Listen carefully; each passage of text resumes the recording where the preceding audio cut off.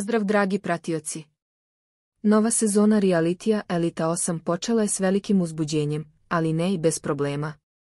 Nakon što je Stefan Karić hitno zbrinut zbog zdravstvenih problema, sada je i drugi takmičar, Uroš Stanić, zahtevao hitnu medicinsku intervenciju.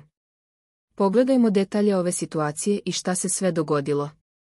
Nakon što je pre 2 noći Elita 8 započela sa velikim medijskim uticajem, nije prošlo dugo pre nego što su se pojavili prvi problemi.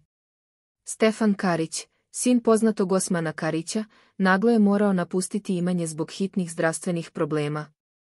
Sada se situacija dodatno komplikuje jer je još jedan takmičar, Uroš Stanić, također morao potražiti medicinsku pomoć.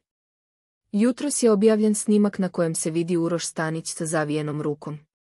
Trenutno nije poznato šta je tačno uzrokovalo njegovu povredu, ali jedno je jasno, produkcija realitija je odmah reagovala i obezbedila potrebnu pomoć za stanare Šimanovaca.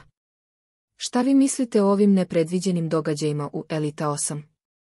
Da li mislite da će ovi incidenti uticati na tok sezone?